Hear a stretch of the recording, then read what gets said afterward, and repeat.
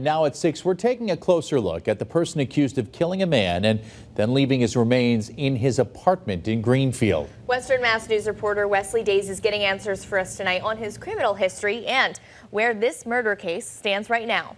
He's always been sort of odd. New details on 42-year-old Daniel Herberger Brown, the man accused of killing 35-year-old Christopher Harrison in April. Police only discovered the victim after someone living in Brown's apartment complex on Chapman Street called officers to determine what was causing an odor in the building. Court documents obtained by Western Mass News detail how investigators found portions of Harrison's body wrapped with a plastic bag in a trash can.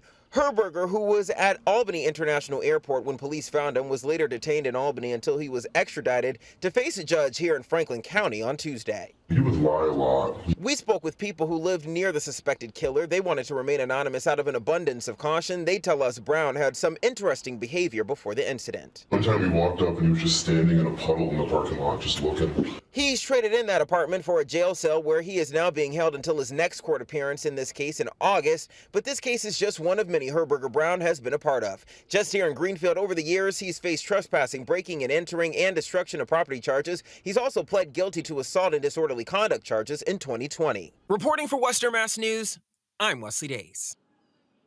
There was also a guilty plea for threatening to commit a crime. Herberger Brown's next court appearance is set for August 28th.